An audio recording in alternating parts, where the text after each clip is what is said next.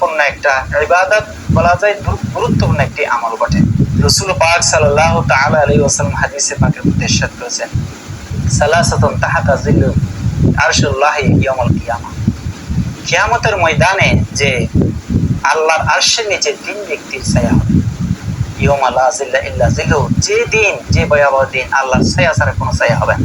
কিলা মান হুম ইয়া রাসূলুল্লাহ, সাহাবায়ে কেরাম জিজ্ঞেস করলেন, তিন ব্যক্তি কারা যারা কিয়ামতের ময়দানে আল্লাহর ছায়ার নিচে হবে?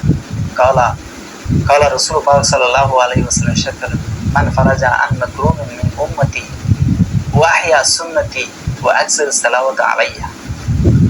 যে ব্যক্তি আমার উম্মতের কোনো একটা যদি মুসিবতকে দূরীভূত করে, এক।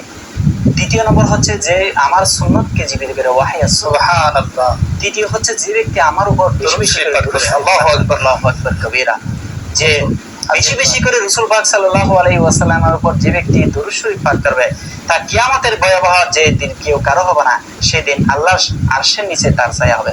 সুবহানাল্লাহ। এছাড়া সে তা কিয়ামতের ময়দানে আল্লাহ রাসূলের সুপারিশ হবে তার জন্য। যে রাসূল পাক সাল্লাল্লাহু আলাইহি ওয়াসাল্লাম ইরশাদ করেছেন, মান সাল্লা আলাইয়া আও, রাসূল পাক সাল্লাল্লাহু আলাইহি ওয়াসাল্লাম ইরশাদ করেছেন, মান সাল্লা আলাইয়া ওয়াহিদান আও সাল্লি ওসিলাতান, যে ব্যক্তি আমার উপর একবার দরুদ শরীফ পাঠ করে, আবার সাল্লি ওসিলা, অথবা আমার কাছে ওসিলা তারাশ করে, হাক্কাত আলাইহি শাফাআতি ইয়াউমুল কিয়ামাতে, আমার উপর আবশ্যক হয়ে যায় তারকে কিয়ামতের ময়দানে সুপারিশ করা। সুবহানাল্লাহ। এছাড়া রাসূল পাক সাল্লাল্লাহু আলাইহি ওয়াসাল্লামকে উপর দরুদ প্রেরণ করলে রাসূল ইসলাম যে স্বয়ং শ্রবণ করে বলে হাদিসে পাকের মধ্যে, যে রাসূল পাক ইরশাদ করেছেন, যে ব্যক্তি আমার উপর দরুদ শরীফ পড়ে আমার কবরে, আমার রওজার সামনে, সামিআতুহু, রাসূল বলছেন আমি নিজে শ্রবণ করি। তাহলে এই হাদিসের মাধ্যমে বোঝা যাচ্ছে রাসূল পাক সাল্লাল্লাহু আলাইহি ওয়াসাল্লাম যে রওজায়ে পাকে ইনায়াত এখন জীবিত রয়েছেন, না হয় জীবিত না হলে যে হায়াতুল নবী, এটা জিন্দা নবী, এটা সাব্যস্ত হচ্ছে।